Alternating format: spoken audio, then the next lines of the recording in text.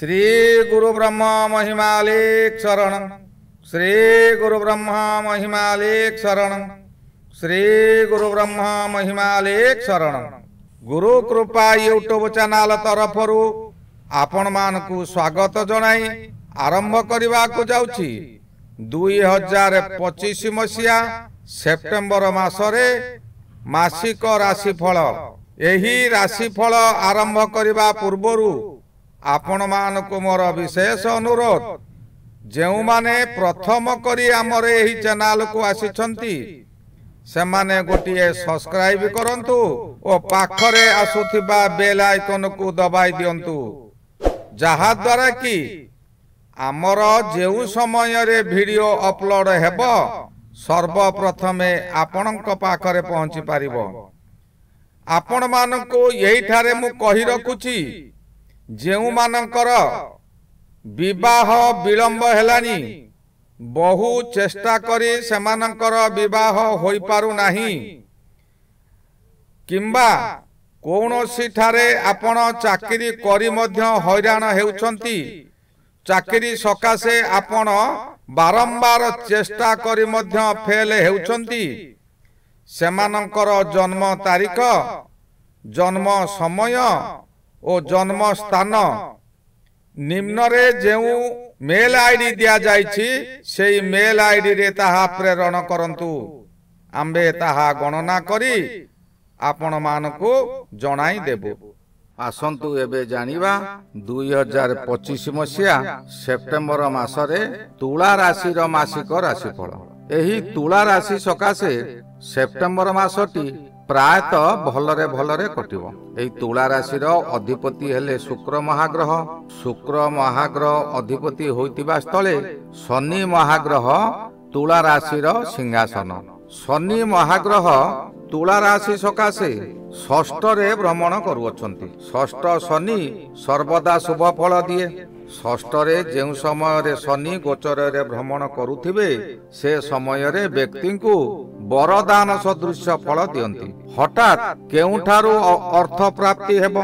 आपण पूर्वरु करिथिबा ऋण एही समय रे सुझी देई पारिबे।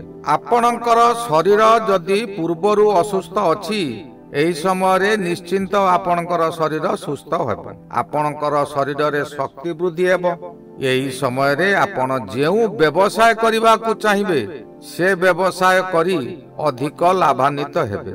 राजनीति करुथिबा व्यक्ति मानकर एही समय रे राजनीति रे उच्च को उन्नीत हेबे। तांकर प्रत्येक कथा गुड़िक एपरी हेबो जे कौनसी व्यक्ति ताहाकु खंडन करि पारिबे नाही। एपरी माया सृष्टि हेबो जे उच्च पदवी मध्य प्राप्त होई पारे। आपणकर पुराना शत्रु माने आपणक निकट रे एही समय रे आत्मसमर्पण करिवे।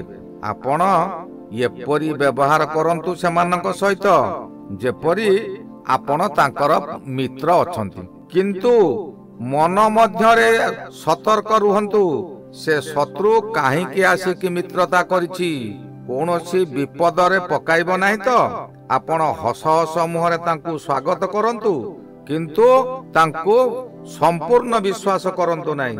जदि अहंकार रे किछि कहि बसिबे, जदि अहंकार रे तांकु किछि कटु भाषा प्रयोग करिवे, तेबे शनि देव एही समय रे आपणक उपरे कोपित हेबे।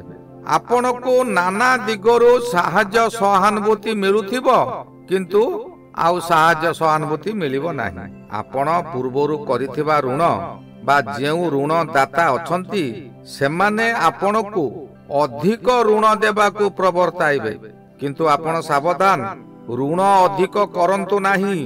एहा शनि देवंकर एक परीक्षा। गोटिए कथा सर्वदा ध्यान रखिबे, शनि देव हेले सुनारी आउ आपण हेले सुना।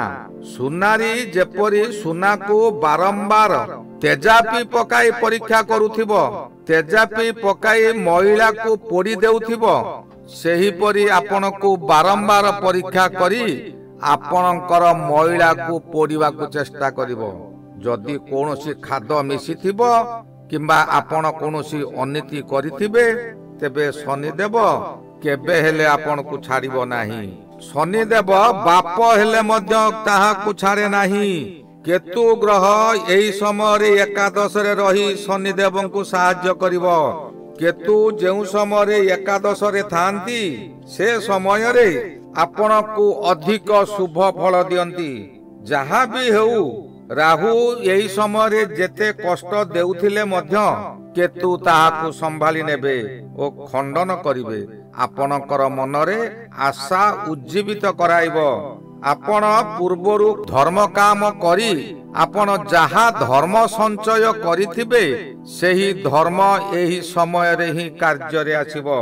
आपण कोनोसी ठारू पुरस्कार मध्य पाई पारंती।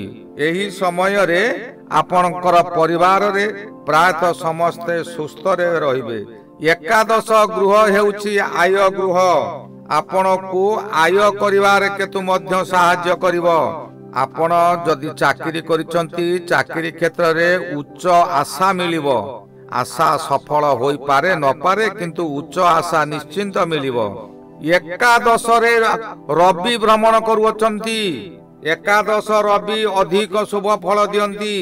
एकादश मध्य आय गृह। एही आय गृह रे रवि थिबा समय रे आपण को अधिक शुभ फल देबो।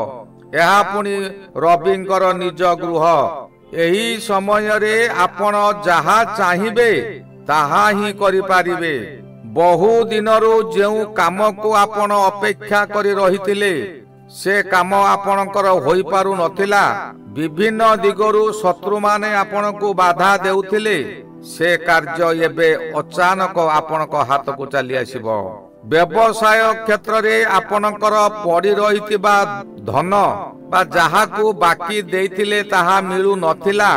कॉन्ट्रैक्टर माने जेउ कार्य करी तांकर बिल पाउ नथिले से बिल मध्य यही समय रे मिली जिवो। कोनोसी ना कोनोसी व्यक्ति आपणक सपक्ष रे जाई आपणकर बिल कराई देबे।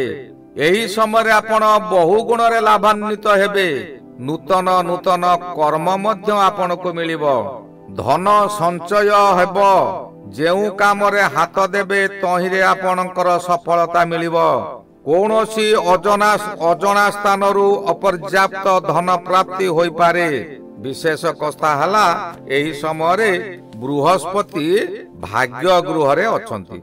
जेउ समय रे बृहस्पति भाग्य गृह रे थांती से समय रे मनुष्यर भाग्य को परिवर्तन कर दिए। नवम स्थान हेउची भाग्य स्थान। यही स्थान मध्य पितृस्थान। एही समय रे आपण पितृदेवंकर साहाय्य सहानुभूति पाई बड़ खुशी रे रहिबे। निज प्रतिभार विकास करिवे। आपणकर जहा किछि गुण लुप्त होई रहिछि ताहा एही समय रे प्रकाशित हेबो और विभिन्न दिगरे प्रचारित मध्य हेबो। जेउ माने सर्वदा बापा मां को श्रेष्ठ देवादेवी बोली मानुचंती सेमानक पक्षे एही समयटी अति शुभ फल मिलिबो। आपण को देव कृपा राजकृपा उभय मिलिबो। कोनोसी ठारे एही समय आपण धर्मानुष्ठान करि पारंती किंबा धर्मानुष्ठान मानकरे दान धर्म मध्य करि पारंती। भाग्य लक्ष्मी आपण को सहाय हेबे। एही गृह जाया गृहर तृतीय गृह होइतिबारु जायांकर शरीर सुस्थ रहिबो। ज्ञान स्थान होइतिबारु आपणकर ज्ञान एपरि वृद्धि हेबो जे आपण जहा चाहिबे ताहा करि पारिबे। आउ जहा को जहा कहिबे ताहा मध्य अति भल हेबो। आमद प्रमोद ग्रह शुक्र ग्रह मासर 14 तारिख ठारू से मध्य एकादश को जिबे। एकादश रे शुक्र गोचर रे भ्रमण करुथिबा समय रे आपण को अचानक कोनोसी ठारू विपुल संपत्ति मिलिबो। परिवार मध्य रे आपण श्रेष्ठ व्यक्ति होई परिबे। स्वामी स्त्री सुखरे जीवन यापन करिवे। नूतन बंधु प्राप्त होई पारे। अविवाहित मानकर एही समय रे विवाह प्रस्ताव आसीबो ओ विवाह होई पारे। निसंतान व्यक्ति मानकर मध्य एही समय रे संतान प्राप्ति हेबार जोग रहुची। राहु पंचम रे रही आपण को सर्वदा परीक्षा कराइबे। कारण राहु पंचम स्थान रे शनि गृह रे रहिचंती। राहु एपरि एक ग्रह जेउ गृहरे एकुटिया थिबे से तांको निजस्व फल सहित से गृहर अधिपतिंक फल दियंती। जेहेतु शनि तुला राशि सकाशे षष्ठ रे अछंती राहु अधिक अशुभ फल देई न पारंती। तथापि आपण सतर्क रहिबा जरूरी। पंचम स्थान हेउची ज्ञान स्थान। एही ज्ञान स्थान रे राहु जेउ समय रे रुहंती आपणकर कथावार्ता एपरि करिवे जे मित्र मध्य आपणकर शत्रु होई जिवो। विपद चतुर्दिगरु सुनामी परि माडी आसीबो। आपणकर एही समय रे जौन रोग होई पारे किंबा जौन उद्दीपना प्रबल होई पारे जहा द्वारा आपण किछि भी भूल कार्य करि बसिबे। एही समय रे आपणकर कारादंड होई पारे किंबा कोनोसी ठारे आपण अपमानित होई पारंती। एही जौन रोग रे आपणकर सर्जरी होई जाई पारे। एही समय रे परिवार मध्य रे संतान मानकर पीड़ा हेबो। विशेष करी कन्या संतान मानकर अधिक पीड़ा हेबो। आपण बहु धार करज करी सेमानकर रोग को प्रतिहत करबा को चेष्टा करिवे। रवि महाग्रह मासर 17 तारिख ठारू द्वादश को जिबे। द्वादश रवि आपण को मध्य विचलित करिदेब। द्वादश रे जेउ समय रे रवि भ्रमण करुथांती से समय रे विभिन्न दिगरु अर्थ हानि कराइब। आपण काहारी भल उपदेश को ग्रहण करिवे नाही। निज इच्छा रे कार्य करिवे आउ काहारी कथा को सुनिबा को प्रस्तुत नथिबे। आपना हस्ते जिह्वा छेदी के अछि तार प्रतिवादी। आपण जहा करिवे निजे ताहा दंड भोगिबे। शेष रे आपण हताश हेबे। बहु धार करजरे बुड़ी रहिबे। करजदातांक चापरे बाध्य होई आत्मगोपन करिवे। काहेकि ना आपण को करजदाता माने करज देबा को आग्रह प्रकाश करुथिबे। आपण बाध्य होई तांक निकटरू पुणी करज करिवे। सामान्य सामान्य कथारे आपण बहु क्रोधित होई जिबे। सेही क्रोध द्वारा निजको निजे दंड देबे। एपरि समय आसीबो जेउ दंड निजको निजे आपण देबे। एही समय रे आपणकर पादरे कोनोसी आघात लागि पारे। एही गला 2025 मसिया सेप्टेम्बर मासरे तुला राशि मासिक राशिफल। श्री गुरु ब्रह्म महिमा अलेख शरण। श्री गुरु ब्रह्म महिमा अलेख शरण। श्री गुरु ब्रह्म महिमा अलेख शरण।